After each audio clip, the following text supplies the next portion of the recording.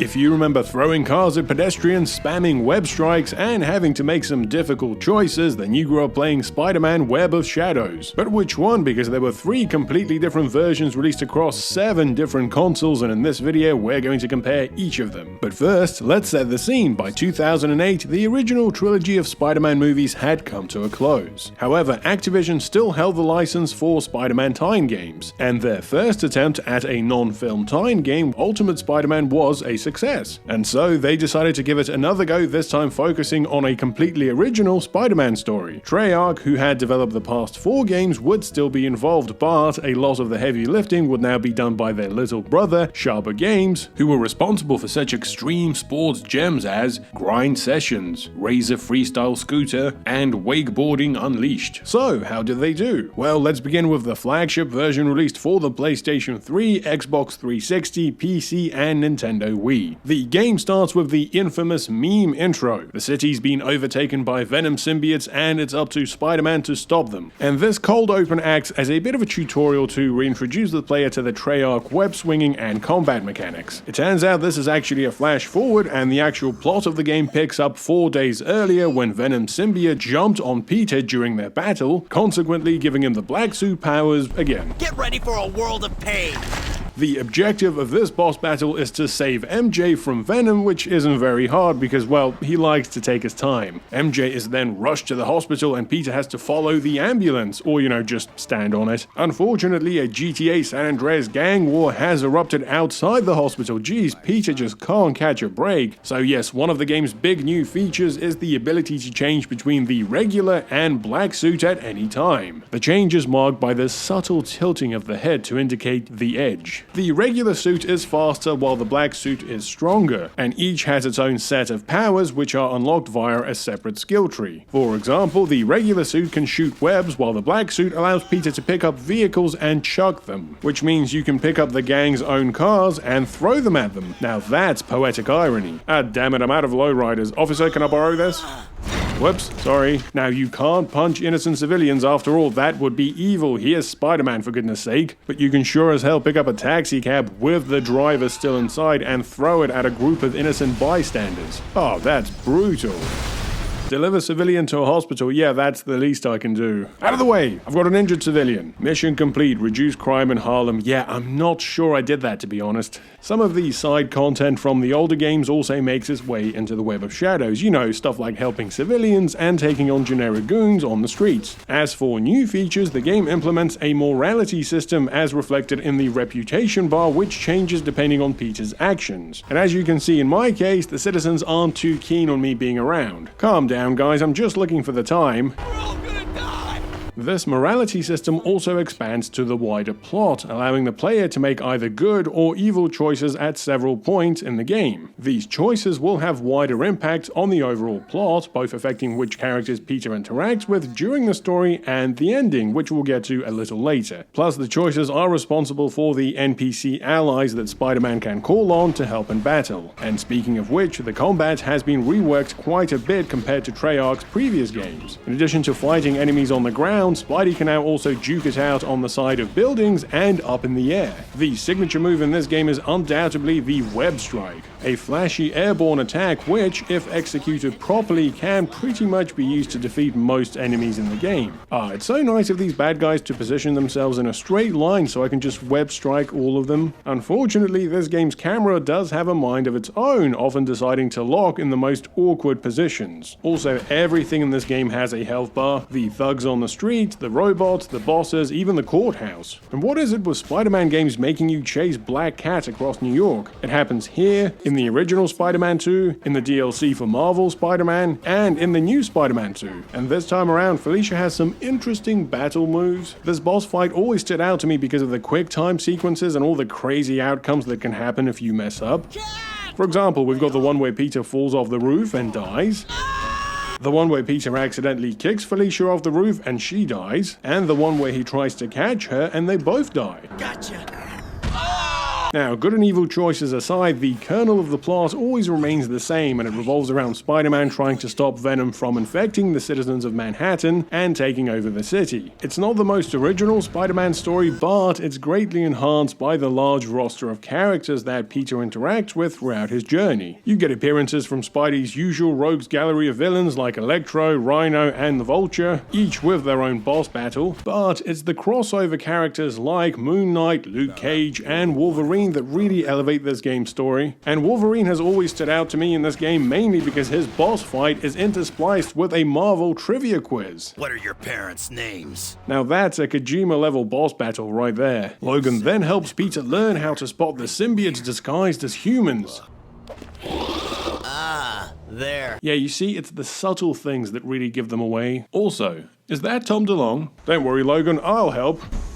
Whoops, my bad. Oh geez, look, for a single frame you can actually see the poor taxi driver right before the car explodes. Dear God, what's the matter with you? Throughout the story, several heroes and villains get infected by the symbiote, usually resulting in a boss battle. And this is another case where Wolverine really does stand out. His good ending has Logan stabbing the symbiotes out of himself, while the evil ending literally has Peter tear him into two parts. Kill you for this. Oh my God, is that a billboard for 5 Gum? The 5 Gum? How it feels to chew 5 gum.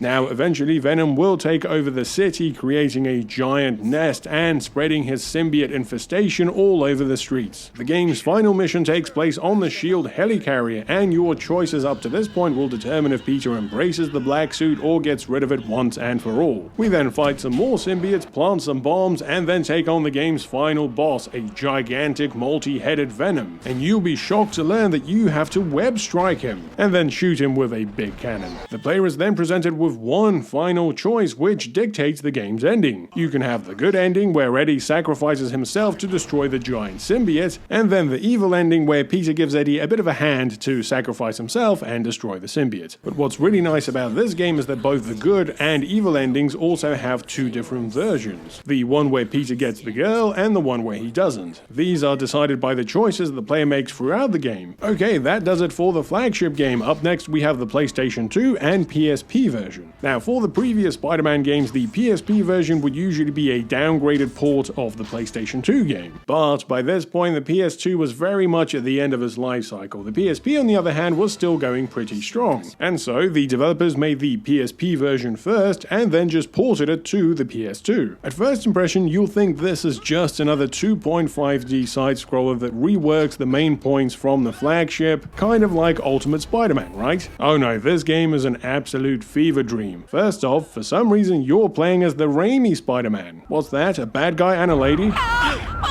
Okay, so it's got the morality system from the flagship. I think I'll let the police handle this. Huh, guess they didn't. Moving on, we have the Venom boss fight who pops out from behind a giant JJ head and then explodes. Okay, what's next in this side-scrolling beat-em-up? Ah yes, helping this guy commit insurance fraud, refusing to help this lady get down, and refusing to save this guy's daughter. Now this game controls very similar to the movie trilogy Game Boy Advance games. The background environments are nice, and you can switch between the two suits at any time. There are power-ups and skills you can unlock as you progress through the game, but those are the only things it has in common with the flagship. For example, the story just goes off the rails. Spider-Man fights Shocker and then steals his gloves, then goes through the subway and takes on Kraven. You're a hard man, Kraven, but are you hard enough to survive Galactus's boot? Yeah, you see, this game has a reworked ally system. There are a lot more of them than in the flagship, and they act more like super moves. This is also why the game was given a subheading of Amazing Allies Edition. You're pretty tough, giant Dyson vacuum cleaner, but are you tough enough to survive New Yorkers throwing food at you? Oh no, they've put JJ in a vat. Anyway, the Rhino, this is going to be a tough one. Time to summon Hypno Hustler? Who the hell is that? Spider-Man then takes a cab back to Manhattan where he meets Luke Cage, who's a bit smaller this time around. He then finds a cat and falls into a big trash can. Either my spider sense is tingling, or I'm having a stroke. Oh no, the symbiotes have taken over Luke Cage. Don't look so good. Peter then goes through this really long factory level filled with conveyor belts. He then finds the Tinkerer's hideout, talks to his receptionist, and fights the mad scientist. What is that, some kind of Metal Gear? Well, there's only one solution to that, the old Mario Kart ink blob. Okay, what's next? Moshi moshi. We then get another level inside the symbiote-infested SHIELD helicarrier, which ends in Peter taking on... I'm not even going to pretend to know what this is. Then back to the streets of New York. On into your spider. Excuse me? On into your spider. You then have to get these identical ladies down from their balconies, but they won't come down because there's a creep on the streets. No, not the symbiotes, this guy. Hello there, young man. And the only way that Spider-Man can get rid of him is to pay him off with a bag of cash. You then save a bunch of pigeons. Oh nice, free laptop. You then have to fight Black Cat, who's been mind-controlled, and then finally reach the last level, which is set in the most climactic of locations, Central Park at night. You've got to save some ladies, take out some symbiotes, and punch some evil kidneys. Do we run into the pigeon lady from Home Alone 2? No, you run into this thing instead. That's right, this giant purple turd is the game's final boss. Alright Galactus, time for the old boot. You have saved Manhattan. That's it? Not even an epilogue cutscene or anything. Alright, and finally we have the Nintendo DS version. Now this one uses some nice comic book style artwork and voiceover for the cutscenes. In this version, the symbiotes have already taken over Manhattan.